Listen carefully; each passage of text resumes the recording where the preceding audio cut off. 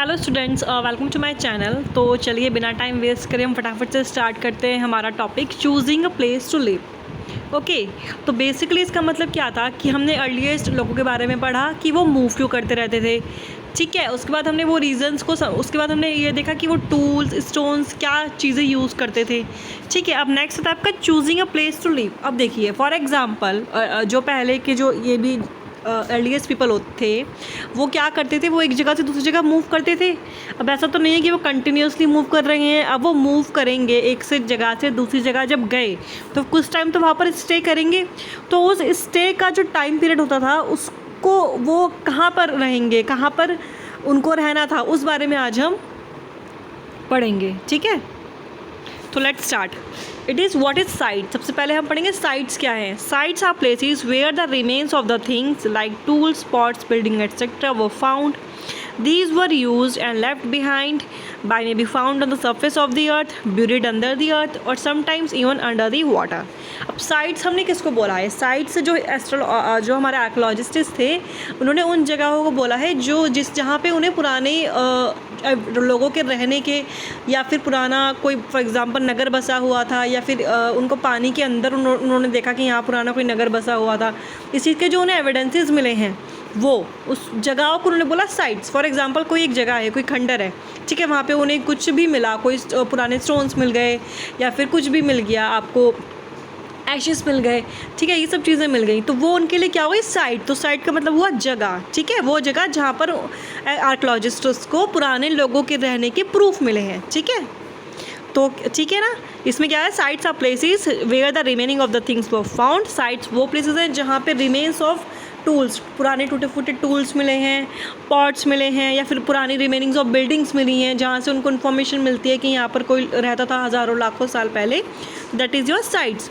These were use and left behind. ये जो चीज़ें थे ये यूज़ करी हुई हैं या फिर रह गई हैं सरफेस पे, या फिर उनको अर्थ पे मिली हैं on the surface of earth, या फिर ब्यूरिड अंडर दी अर्थ, या फिर अंदर अर्थ के दफनाई हुई हैं जिसको हम एक्सकवेट करके निकालते हैं, ये भी हमने पढ़ा था। और sometimes even D under the water, यहाँ तक कि ये भी हो सकता है कि under the water. For example वो रिसर्च करते रहते हैं तो नहीं पता लगता है कि अरे यहाँ पानी जो है, जैसे आपने द्वारिका के बारे में सुना होगा, जो हमारी द्वारिका जो नगरी है वो सारी पानी के अंदर डूबी हुई है, जो असली द्वारिका है। ठीक है, तो ऐसा क्या हुआ था कि पानी के अंदर डूब गई। फॉर एग्जांपल पानी का लेवल धीरे धीरे बढ़ता गया टाइम के साथ साथ, और ये हज़ारों लाखों साल पुरानी की बात है, तो तब तक पानी ने उसको कवर कर लिया, या फिर वहाँ पे लोगों ने रहना छोड़ दिया, या जो भी what ever the reason was. ठीक है, तो इसलिए वो हो गई हमारी सारी साइट्स हो गई। ठीक है, अब ये देखो जो हमारा ये मैप दे रखा है ना, इसमें जो रेड कलर का जिन पे मार्क है, जैसे कि भीमबेटका हो गया, हंसगी हो गई, कर्नल केव्स हो गए, ये वो जगहें हैं, ये क्या है? ये हमारी साइट्स हैं। तो साइट्स क्या हुआ? वो जगह है जहाँ पे आर्कियोलॉजिस्ट को प्रूफ मिले हैं, उनको एविडेंस मिले हैं कि यहाँ पर पहले कोई रहता था। ठीक है, all places marked with red triangles are sites. देखो जो रेड ट्राइंगल से मार्क्ड है ये सब क्या है? हमारे sites. From which archaeologists have found evidences of Hunter and gatherers, जहाँ पे उन्हें ये एविडेंस मिला है कि यहाँ पर हंटर और गैदरर्स रहते थे। अब उनको ऐसा क्या मिला होगा? हो सकता है उन्हें पुराने टूटे फूटे शिकार करने के आपके वो मिले हों, टूल्स मिले हों, ठीक है, या फिर और भी बहुत सारी चीज़ें हैं पुरानी वो मिली हों।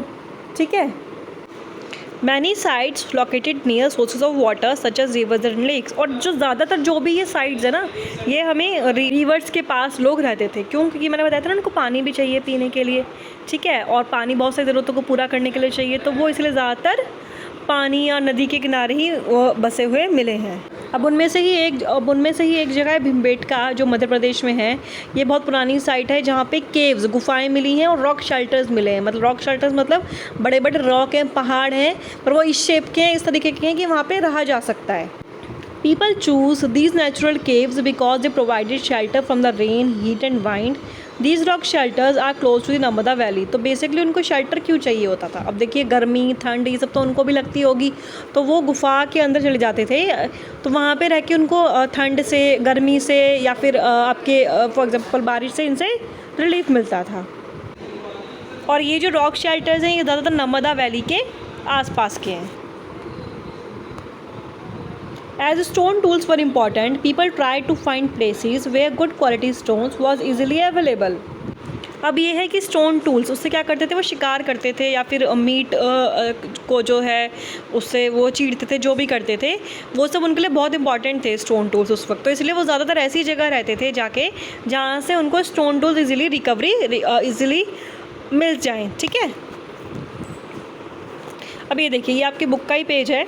ठीक है, यहाँ पे ये देखो, उनको ना उन गुफाओं में ये भी एक पेंटिंग्स भी मिली हैं, जिन्हें हम रॉक शेल्टर था उसमें उनको एक पेंटिंग मिली है। इसमें आप देख रहे हैं पेंटिंग में क्या लग रहा है, ऐसा लग रहा है ना कोई शिकार करता हुआ है, कोई ये आप कोई जानवर है और उसके पीछे एक आदमी शिकार कर रहा है। तो ऐसी पेंटिंग्स मिली हैं जिनसे ये प्रूफ होता है कि पहले टाइम में लोग क्या करते थे। इससे उनको पता लगा कि ये वो शिकार ही करते थे, क्योंकि तभी उन्होंने ये बनाया है ना। देखो, many of the caves in which these early people lived have paintings on the walls. और बहुत सारी जो गुफाएं हैं वो ऐसी हैं जिसमें उनको ना ये पेंटिंग से बनी हुई मिली हैं। सब of the best examples are from Madhya Pradesh. सबसे अच्छा एग्जांपल आपको मध्य प्रदेश या फिर उत्तर प्रदेश में मिल जाएगा। तो ये पेंटिंग शो करती है वाइल्ड एनिमल्स को, कि कितने उन्होंने एक्यूरेसी से एनिमल्स को बनाया गया है। और वो इस जो इनकी ये पेंटिंग इस बात का प्रूफ देती है कि हाँ, उस वक्त वो ये लोग शिकार का ही काम करते थे, इसलिए उन्होंने शिकार की ही पेंटिंग बनाई। ऑब्वियसली हम पेंटिंग बनाएंगे क्योंकि तो वही चीज़ बनाएंगे ना जो हमें हमारे दिमाग में है, और हमारे दिमाग में वही चीज़ होगी जो ऑलरेडी अवेलेबल है। ठीक है, अब आया next topic, finding out about the fire. अब उनको फायर के बारे में कैसे पता चला, या फिर हमें कैसे पता चला कि उन लोगों को पता था कि फायर क्या है। जैसे आप लोगों ने सुना होगा कि 2 पत्थरों को रगड़ने से सबसे पहले फायर के बारे में पता चला था।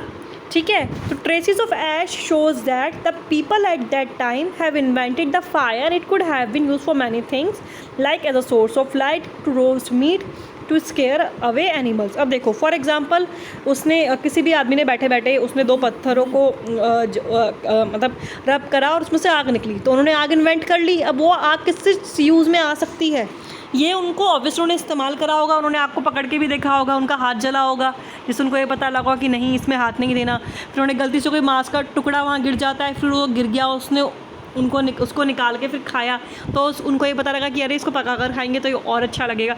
तो धीरे धीरे धीरे इन्वेंशन से ही उनको नॉलेज बढ़ती गई। तो ऐसा क्या हुआ, आर्कियोलॉजिस्ट को ना एशिज़ मिली हैं। एशिज़ किसको बोलते हैं, राख मिली है कुछ चीज़ों की, और राख तभी मिलेगी जब वो जली हुई होगी। ठीक है, जब वहाँ पर कुछ जला हुआ होगा। तो इससे उनको ये प्रूफ मिला, उनको ये समझ में आया कि अरे इन लोगों को तो आग के बारे में भी उस वक्त तक, यानी कि लाखों साल पहले की हम यहाँ बात कर रहे हैं, पता चल चुका था। तो आग और किस लिए यूज़ करा, सोर्स ऑफ लाइट, रोशनी के लिए। उनको तो उन्होंने देखा कि अरे अंधेरा है, आग से तो रोशनी हो रही है। नेक्स्ट, टू रोस्ट मीट, अपना खाना बनाने के लिए, अपना मीट को रोस्ट करने के लिए। टू स्केयर अवे एनिमल्स, फिर उनको कोइंसिडेंटली ये पता लगा कि अरे जो एनिमल्स होते हैं वो तो आग से डरते हैं। ठीक है, तो भी वो इसको यूज़ करने लगे। Traces of ashes have been found in Kurnool. और जो एशिज़ के जो ट्रेसेस होते हैं ना, जो हमें ट्रेसेस मतलब प्रूफ्स जो मिले हैं ना, वो मिले करनूल में। ठीक है, अब आज हम ये 2 टॉपिक्स हमने कवर करे हैं। नेक्स्ट क्लास में हम अपना आगे का पढ़ेंगे। अगर आपको वीडियो पसंद आती है तो प्लीज़ लाइक, शेयर, सब्सक्राइब ज़रूर करें। इससे मुझे इनकरेज मिलता है और वीडियोस बनाने के लिए। Okay, thank you so much.